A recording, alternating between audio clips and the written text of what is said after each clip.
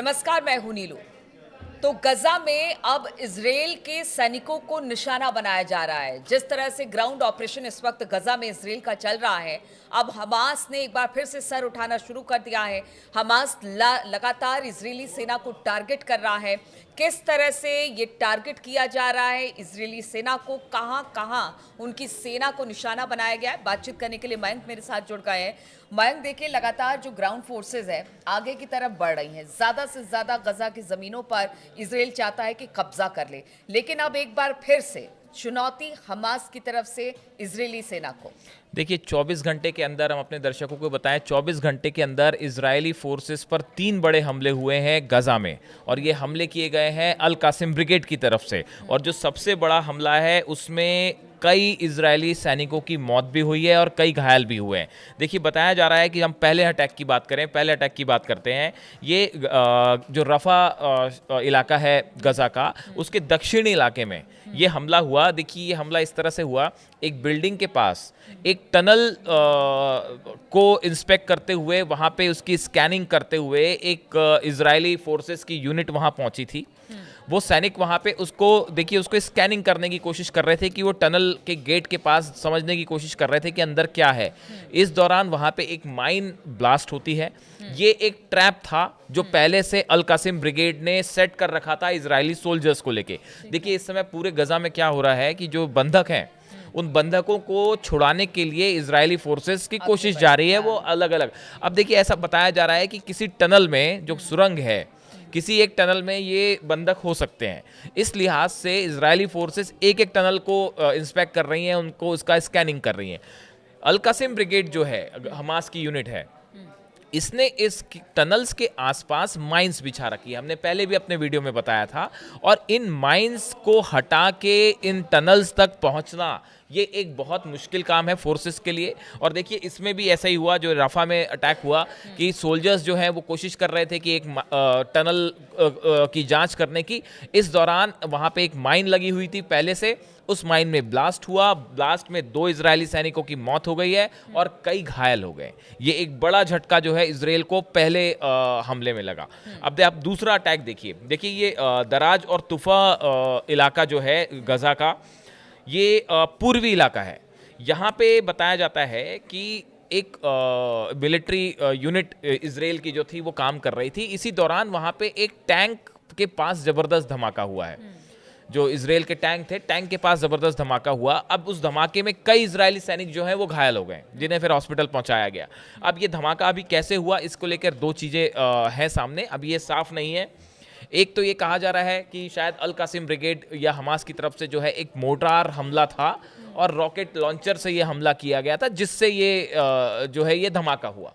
दूसरा ये भी बताया जा रहा है कि जो टैंक था, इजरायली फोर्सेस का जो टैंक था, उससे इन्होंने टैंक फायर करने की कोशिश की। जब फायर करने की कोशिश की तो उसका जो गोला होता है वो प्रीमेच्योरली वहाँ पे ब्लास्ट कर गया और उसमें ये सैनिक घायल हुए। लेकिन इसकी अभी जांच जारी है, इस बारे में अभी आईडीएफ की तरफ से कोई फाइनल बयान नहीं आया है। और अब तीसरा हमला देखिए, ये हुआ है नॉर्थ गाजा में। अब आप समझ रहे हैं, देखिए एक हमला हो गया दक्षिणी गाजा में, एक हमला हो गया पूर्वी गाजा में, और ये तीसरा हो गया नॉर्थ गाजा में।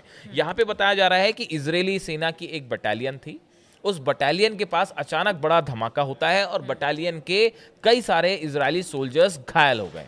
इस बारे में भी अभी इजराइल की तरफ से, आईडीएफ की तरफ से कोई साफ बयान नहीं आया है कि ये कैसे हुआ, धमाका क्या हुआ। बट सोर्सेस ये कह रहे हैं, जो सोशल मीडिया में चर्चा है, कि ये हमला भी अल कासिम ब्रिगेड की तरफ से ही किया गया था। या तो वो माइन ब्लास्ट था, जिस माइन ब्लास्ट के ऊपर, माइन पे अगर आपने पैर रख दिया या टैंक आपका उसके ऊपर आ जाता है तो वो ब्लास्ट कर जाएगा।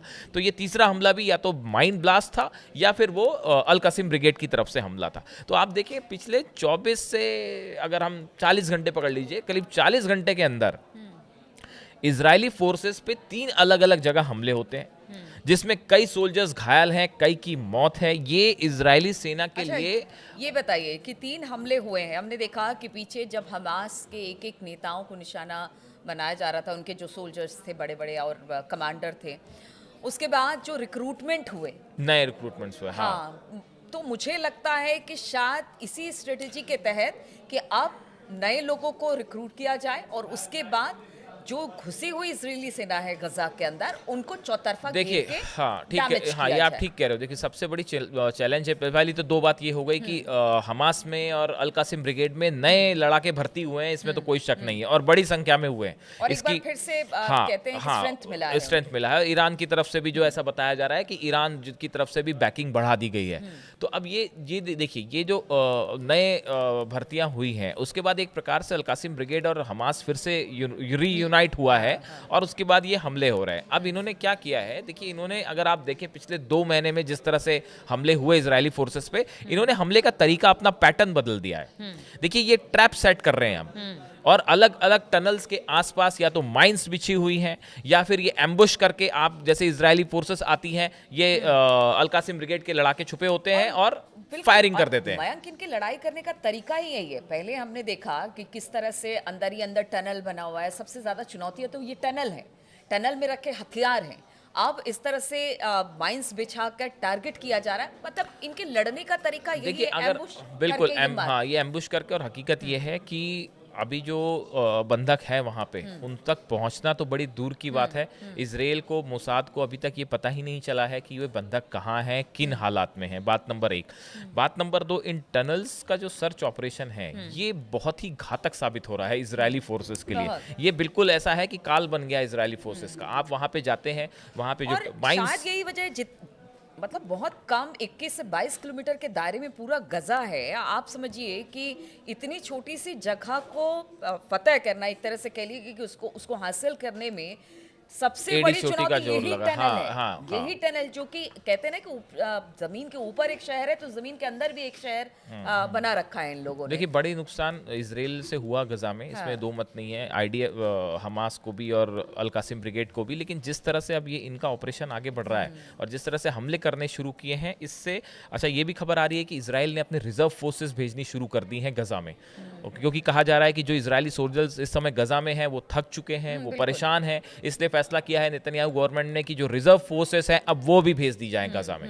तो आने वाले कुछ दिनों में अब हम देख सकते हैं कि गजा में एक बार फिर से अल कासिम ब्रिगेड, हमास और ग्राउंड फोर्सेस जो इसराइल हैं, इनके बीच आमने सामने की जंग जबरदस्त हो सकती है। बिल्कुल। तो देखिए, लड़ाकों की भर्ती ज़रूर हुई है गजा में, और हमास ने बहुत सारे लड़ाके भर्ती किए थे। अब इसके बाद देखा जा रहा है कि चौतरफा हमले इजरायली सेना जो इस वक्त ग्राउंड में गजा पट्टी के अंदर की तरफ दाखिल हो रही है, उनको टारगेट किया जा रहा है। और आगे आने वाले दिनों में कह सकते हैं कि ये जो एक दूसरे से वार पलटवार का दौर है वो लगातार जारी रहेगा, जिस पर हमारी नज़र लगातार बनी रहेगी। आप बने रहिए हमारे साथ।